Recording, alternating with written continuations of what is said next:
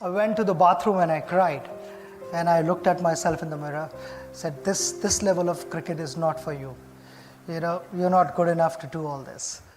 Let's introduce the batting master of the world, Sachin Tendulker.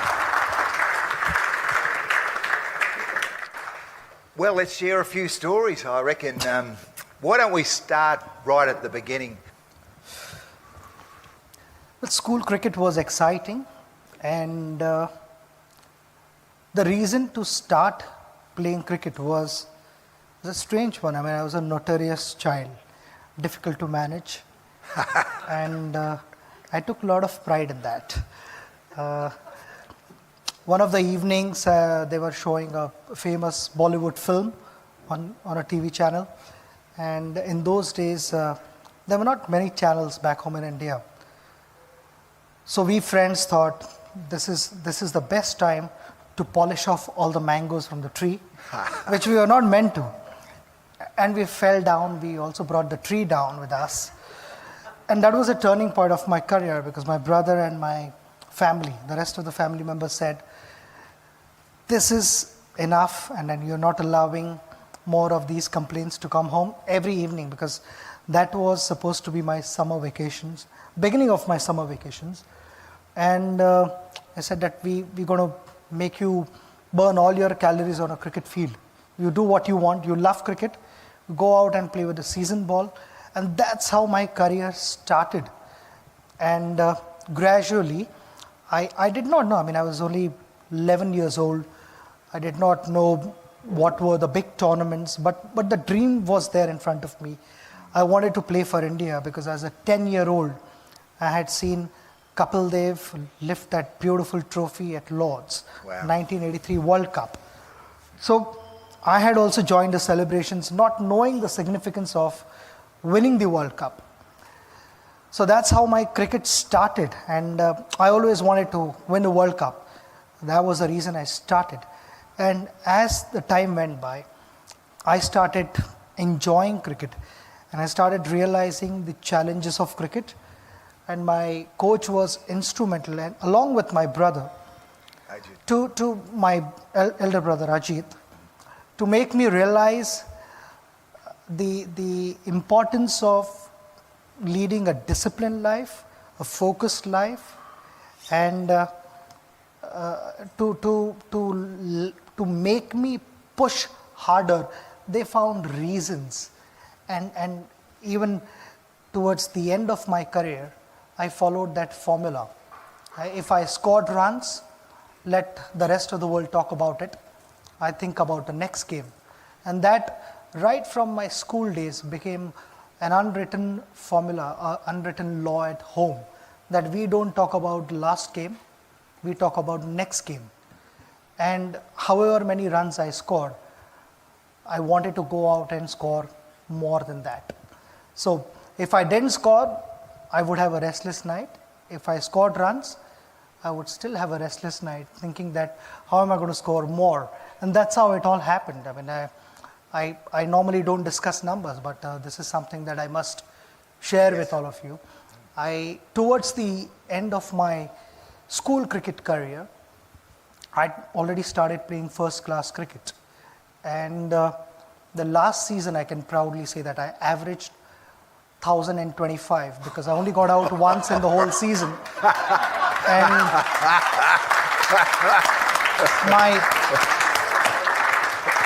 my brother and my coach was instrumental in that, because every time I scored runs, none of them said, well played to me. And that's why in my farewell speech, I said to my coach that at least now you can take a chance by saying well done.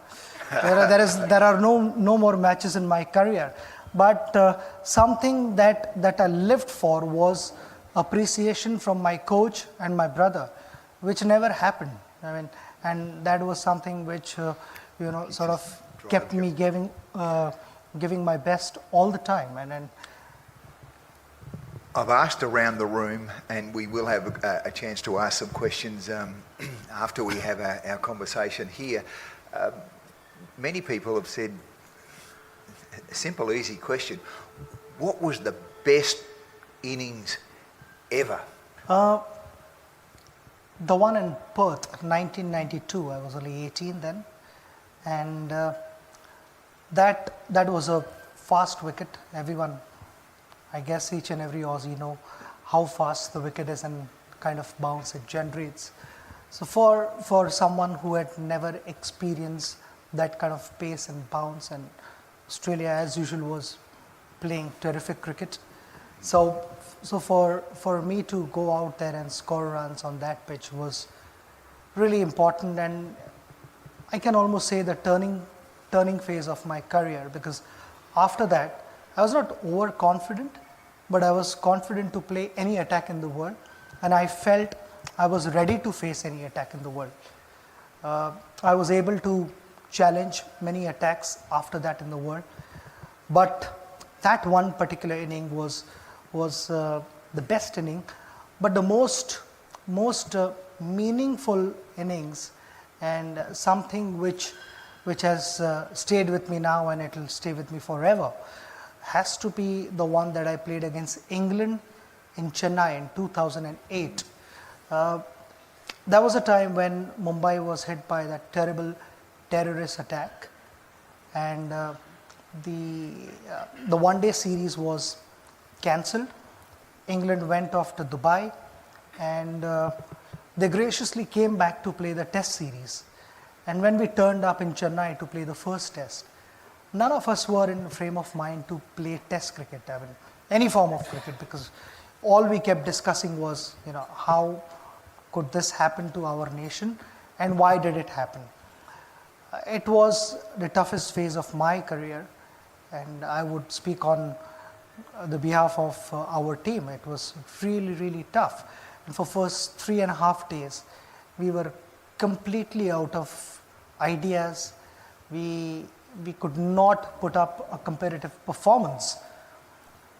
And England gave us a target in the fourth innings of 375 runs, 374 runs.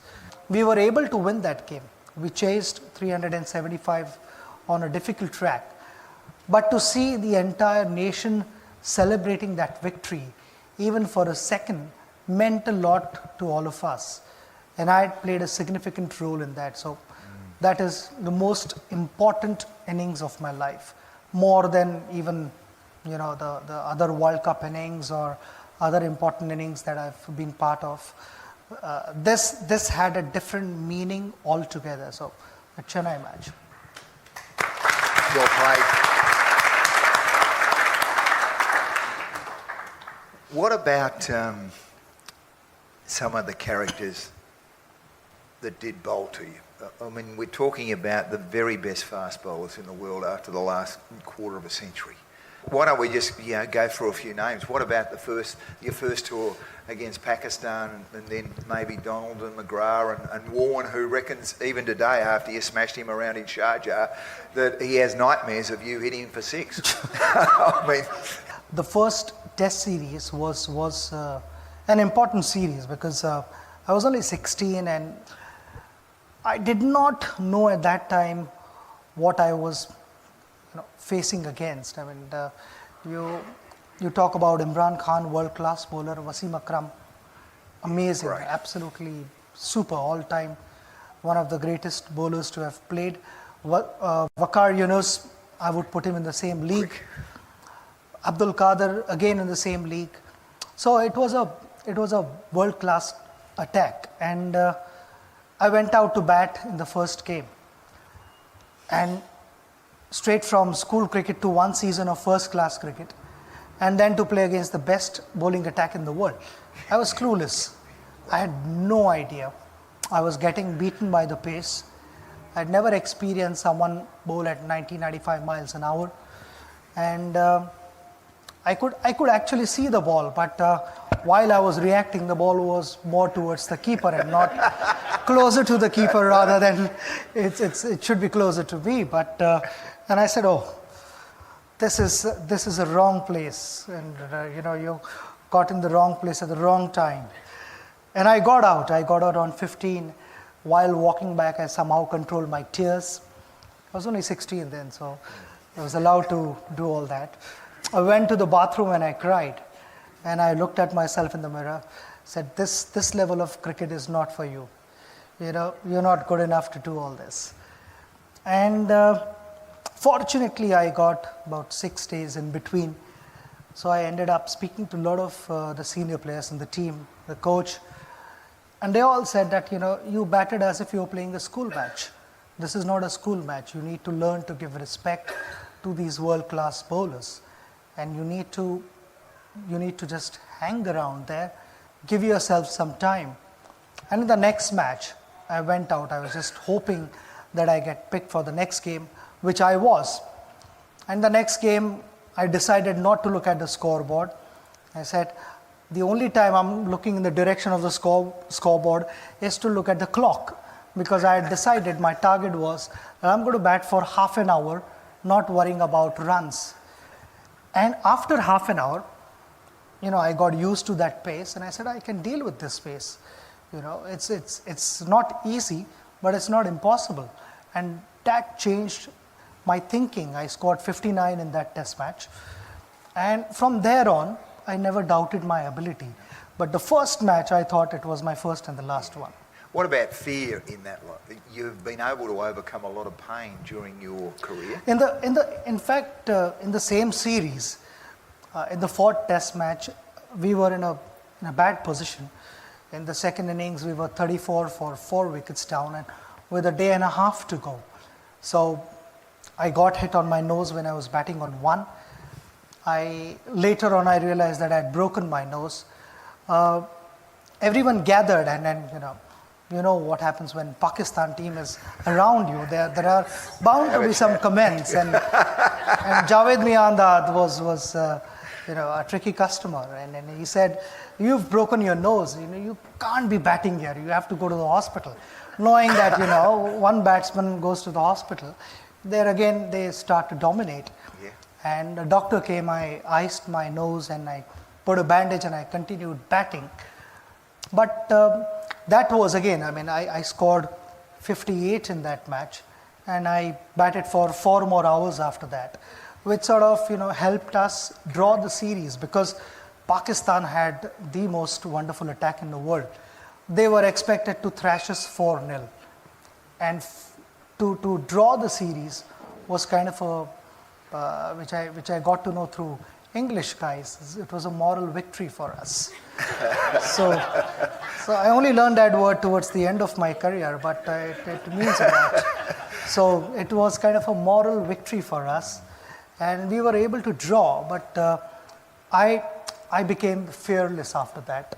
Look, I think an interesting question here would be the other batter, and then I would quickly change the bat, and by then they had sort of figured out that there is something fishy. And Chris lost his momentum, he lost his rhythm, and he held the ball cross seam, and he bowled a ball, and instead of looking at Rahul or checking what has happened there, he looks at me and I said, "What have you got for this?" Chris didn't realize that I had also warned Rahul that if I don't know what is coming, I'm going to hold the bat in the middle. So that is how the story goes. So it's just, in short, it's just being a step ahead of your opposition. Sachin, thank you so much. Ladies and gentlemen, it has been an outstanding night. Thank you so much. Thank you very much.